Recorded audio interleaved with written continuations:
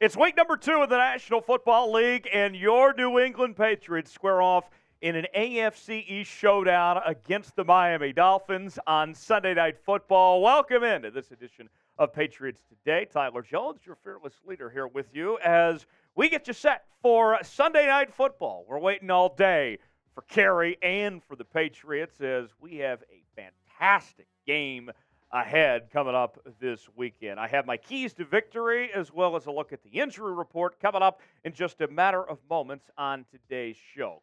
Quick plug, make sure and join us coming up Sunday night, our first regular season watch party of the year, as we'll be live here on the channel for Patriots and Dolphins. Our coverage gets started at 8 p.m. Eastern time with a little pregame show, and then we'll break down the game in real time, have a few drinks on hand as well. You will not want to miss out on it. Between now and kickoff, we're battling our Dolphins channel. In new subscribers, a sub battle this week, so I want you to sub for dubs. You want to beat the Dolphins not only on the football field, but off the football field as well, showing why we are the superior fan base. Subscribe now for free, and let's take it to the Dolphins.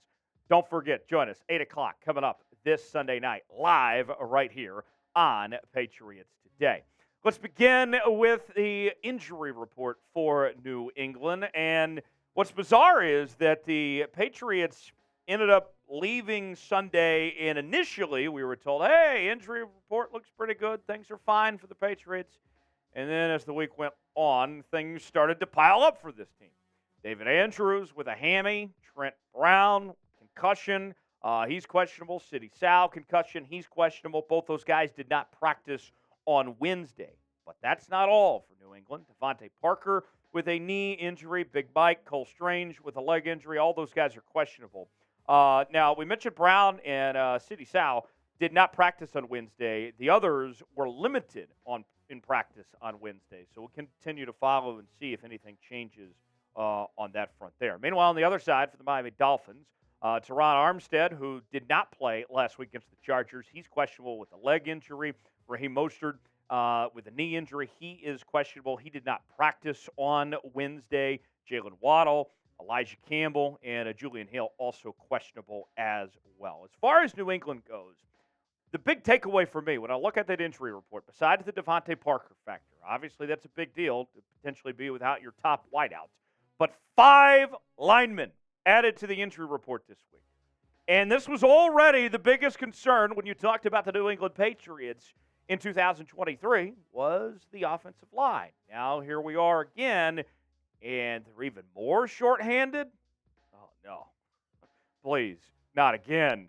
This ain't good. I can tell you that much. I'm concerned. I'd be lying to you if I said I wasn't concerned. How concerned are you about the Patriots' offensive line heading into Sunday? Scale it for me 1 through 10 in the comment section. Let me know how you feel heading into Sunday about that offensive line. Keys to victory for New England. First and foremost, got to establish the run game.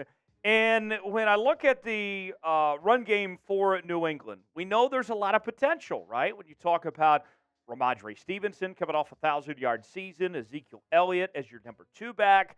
And then last week, this team left a lot to be desired. They really struggled to get that run game going as Ezekiel Elliott was held to 29 rushing yards as the leading rusher with 4.1 yards per carry. Rhamondre Stevenson, although he was pretty good as a receiver last week, he didn't have a great day on the ground. Held to 2.1 yards per carry and 25 yards. Overall, this group had 76 total rushing yards. And here's the big why when I mention establishing the run here. It's not just about time of possession and keeping Tua and that high-powered Dolphins offense off the field, but the Dolphins really got exposed last week by the Chargers when it came to the rushing attack of what New England was, what Los Angeles was able to do. The Dolphins gave up 233 rushing yards last week. Granted, they still won, but the run game for the Chargers was spectacular. I want New England to do the same thing on that front. Think about this. Austin Eckler last week had 117 yards by himself. So if they can get that run game going, they can give Miami a lot of problems as far as that goes. More to come here on Patriots Today in a moment, but first, today's show is sponsored by BetUS, the exclusive sportsbook partner of Chat Sports. If you go to chatsports.com/bet, enter the promo code CHAT125, you will get a 125% deposit bonus. Put $100 down, you get $125 to spend for free at chatsports.com/bet. The odds for this one, Patriots are an underdog, 3-point dog to be exact, over under at 46.5. You want to bet on this game or other action across the NFL, you can do so at chatsports.com/bet. Promo code CHAT125 at checkout. Number 2 on our keys to victory for New England is getting my guy Kendrick Bourne involved. I know that when we talked this offseason about Kendrick Bourne, a lot of the discussion was dating back to last year when he was in the doghouse with Bill Belichick, and Belichick, basically took him out of the offense, right? Well, he's been revitalized, and I guess that he's got a pretty good relationship with Bill O'Brien because O'Brien's actually putting him on the field. And we saw last week that he had a really solid outing. 6 catches, 64 yards, 2 touchdowns, and close to 11 yards of reception. And Kendrick Bourne has a unique opportunity in front of him this weekend. Did you know Kendrick Bourne can become the first Patriots player since Rob Gronkowski to have back-to-back 2-touchdown games? And you want to know how far back in the hot tub time machine you have to go to find out when Gronk did that? Just mentioning Gronk is going to make it seem like a long time as is. October 21st and 28th of 2022 was the last time the Patriots did that. We have been begging for a breakout receiver for the Patriots for quite some time. Kendrick Bourne, here's your opportunity. Need you to step up, man. Let's end that streak of, how many? 11 years? Crazy. Name a player that needs to step up this week for the Patriots. I wanted to see Kendrick Bourne play well. Continue from where he left off last week. What about you? Give me a name in the comments section and let me know.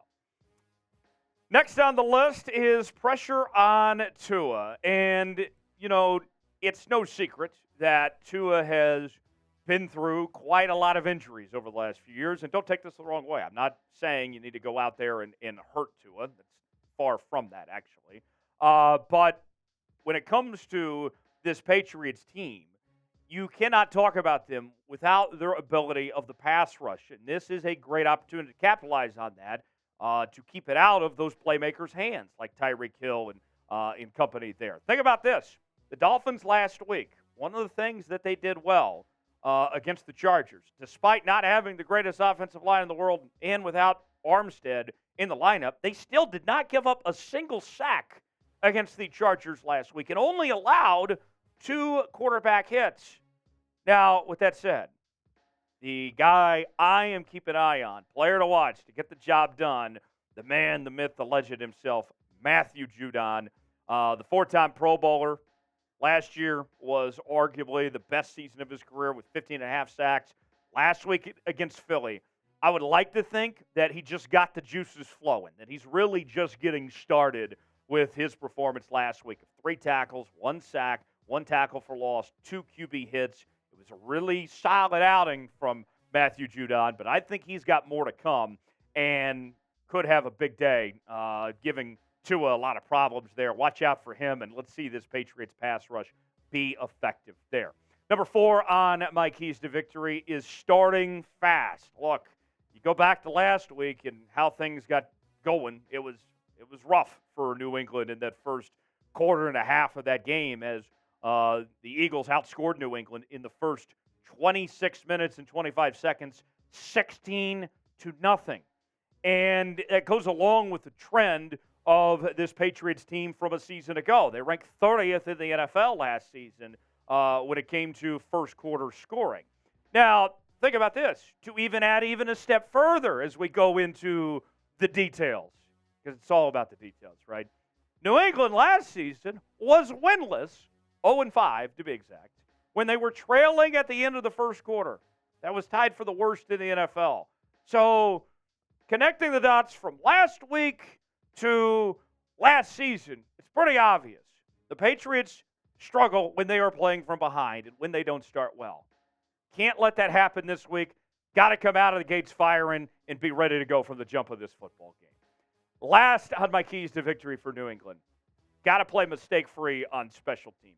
This game, we figure, is going to be a very close game. No matter who wins, I think that this one is going to come down to the very end. And when you look at this special teams unit for New England, it's not about just making the necessary plays they need to as the third unit on this team, but also not being something that stands in the way of the offense and the defense. Don't make things even more difficult. I mean, we can't talk about the special teams unit without bringing up the one and only punt messiah, as dubbed by our own Smitty, Bryce Behringer, who last week had one punt for over 60 yards, but still an average of 45.2. Bryce Behringer, I mean, although we're talking about a high-scoring game, if this somehow turns into ball control football, some field possession football, every yard matters. Look out for Bryce Behringer to make a difference there. Chad Ryland did not kick a field goal last week, was 2 for 2 when it came to extra point attempts, but in a close game, when we're talking about a 3-4 point game, Chad Ryland's got to be on it when it comes to those field goal attempts and those extra points as well. And then when we're talking special teams, you can't talk Patriots special teams without Marcus Jones. And this is a guy that not only are we talking about not making mistakes, but could be the difference in a win and a loss if you get that extra big return potentially from Marcus Jones. And we know he's capable of getting that every single time. Leading the league last year in punt return yards, 362 yards, 12.5 yards per return with a touchdown last year, and was ultimately named an All-Pro. Look out. This special teams unit needs to be on their A game, play mistake-free, and don't stand in the way of the offense or defense, making things more difficult. I'll give my prediction for this game in just a matter of moments. But first, crystal ball time, your chance to tell me how you think this game is ultimately going to play out. Predict the score of this matchup in the comment section and let me know how you think this is going to go. Who wins? What's the final score? Chime in. I hate to do this to you folks, but I got to be honest because we keep it real here on Patriots Today. I think the Dolphins are just too talented, honestly, compared to this New England Patriots team. I think the Patriots are going to give them all they can handle, but too much offense when you're talking about Tua, Tyreek Hill, and all those guys there. Dolphins squeak by 31-28. Hope I'm wrong, but that's how I see this game playing out. Don't forget to subscribe to the channel and make sure and join us on Sunday night for our Patriots-Dolphins watch party. We'll get things started live right here on the channel at 8 p.m. Eastern Time. Myself and Jake Chipper, who you guys will be introduced to for the very first time, he'll join us, and I guarantee we're going to have a great time. First watch party of the year. Don't miss out on it. We will see you then. Thanks for joining us here on this edition of Patriots Today.